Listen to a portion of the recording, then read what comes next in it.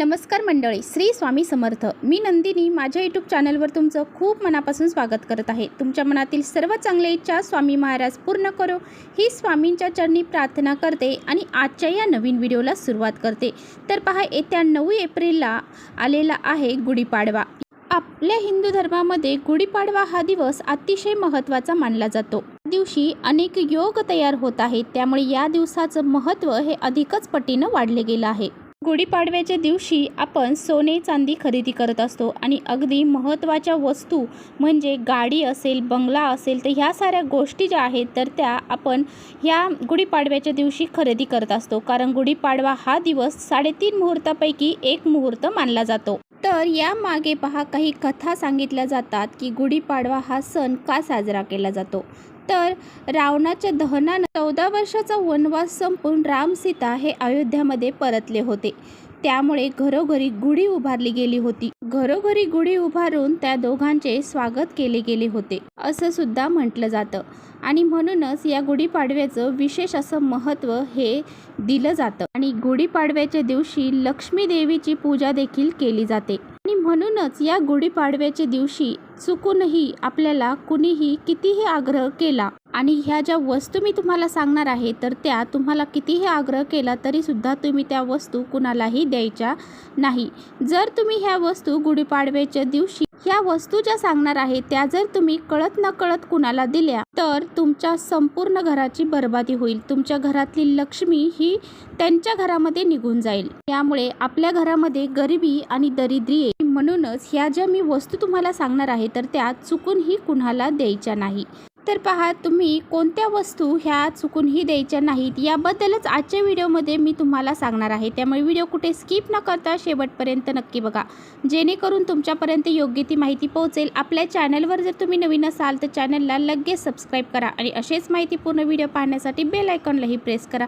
म्हणजे मी जेव्हा नवीन video upload करेन त्याचं नोटिफिकेशन सर्वात अगोदर तुम्हाला भेटेल आणि तुम्ही एकही व्हिडिओ मिस करणार नाही. गुढीपाडवा हा मराठी सणांपैकी पहिला सण म्हणून साजरा केला जातो. या दिवसापासूनच मराठी नवीन वर्षाला सुरुवात होते. म्हणूनच या नवीन वर्षी आपल्याला सुखी आणि समाधानी जगता यावे यासाठी काही गोष्टींची आपल्याला काळजी घ्यायची आहे. गुढीपाडव्या दिवशी सुरू होणाऱ्या या नवीन वर्षामध्ये आपल्याला आपल्या घरातील काही गोष्टी ज्या आहेत तर त्या चुकूनही कुणाला द्यायच्या. त्या वस्तूसोबत आपलं भाग्य हे जोडलं गेलेलं असतं आणि जर आपण ह्या वस्तू इतरांना दिल्या तर आपलं भाग्य सुद्धा आपण त्यांना देतो असं होत असतं. आणि ह्या वस्तू जर आपण त्यांना दिल्या, आपलं जे भाग्य आहे जर ते त्यांना दिलं तर आपल्या घरामध्ये ताणतणाव वाढेल.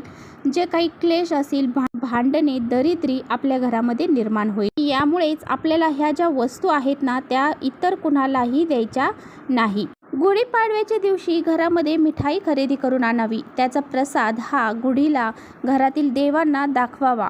तर घरातील सर्व सदस्यांनी हा प्रसाद खावा. केल्याने तुमच्या कुटुंबात सुख, शांती, समृद्धी ही कायमची टिकून राहते. गुढीपाडव्याच्या दिवशी चुकूनही आपल्याला काळ्या रंगाचे वस्त्र हे परिधान करायचे नाही. काळा रंग हा अशुभ मानला जातो आणि गुढीपाडवा हा अतिशय शुभ दिवस मानला जातो आणि सर्व सणांमध्ये श्रेष्ठ सण हा मानला जातो. आणि म्हणूनच आपल्याला काळ्या रंगाचे परिधान या दिवशी करायचे नाही. आपल्याला गुढीपाडव्याला लाल रंगाचे, पिवळ्या रंगाचे कपडे परिधान करायचे आहेत. कारण पहा, आपण गुढीपाडव्याच्या दिवशी भगवान श्री हरी विष्णू आणि माता लक्ष्मीची पूजा करत असतो आणि पिवळा कलर हा भगवान श्री हरी विष्णूंना प्रिय आहे आणि लाल कलर माता लक्ष्मीला प्रिय आहे. या दोघांचीही कृपा आपल्यावरती वर्षभर राहावी यासाठी आपल्याला हे जे लाल कलरचे वस्त्र असेल किंवा पिवळ्या कलरची वस्त्र असतील तर ती परिधान करायची आहेत. त्या दिवशी आपल्या घरामध्ये चहूबाजूने आपल्याला प्रकाश ठेवायचा आहे. कोणत्याही प्रकारचा अंधार आपल्या घरामध्ये आपल्याला ठेवायचा नाही. आणि पहा, गुढीपाडव्याच्या दिवशी आपल्या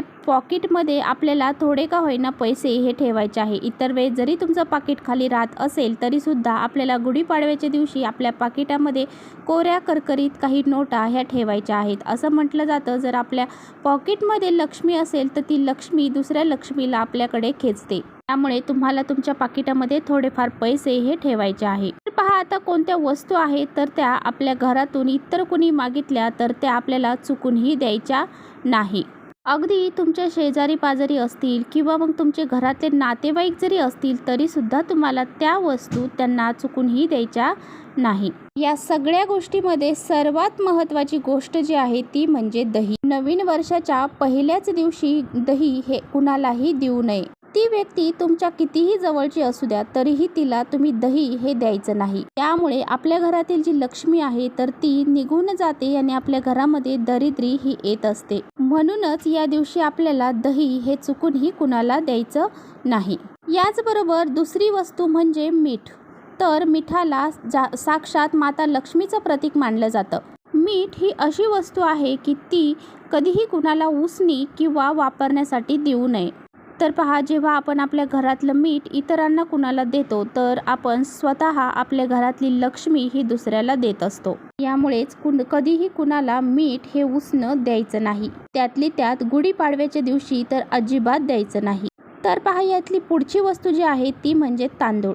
तर वेगवेगळे उपाय तोडगे करण्यासाठी तांदूळ वापरले जातात आणि आपल्या घरामध्ये खूप उपाय करूनही पैसा टिकत नसेल, घरात सतत पैशांच्या अडचणी येत असतील, लक्ष्मी ही आपल्या घरामध्ये स्थिर राहत नसेल, पैशाला पैसा घरामध्ये लागत नसेल, घरामध्ये दरिद्री आणि गरिबी ही राहत असेल, तुम्हाला तांदूळ हे कुणालाही उसने द्यायचे नाहीत किंवा त्यांना दान देखील आपल्याला ह्या तांदळाचं करायचं नाही. तांदूळ हे भगवंतांना, देवी देवतांना प्रसन्न करण्यासाठी अतिशय महत्त्वाचे मानले जातात. त्यामुळे हे तांदूळ सुद्धा आपल्याला आपल्या घरातून कधीही कुणाला द्यायचे नाही. तर पहा, आपल्या घरातील जे तांदूळ आहे तर ते तुम्हाला चुकूनही या दिवशी कुणालाही द्यायचे नाही.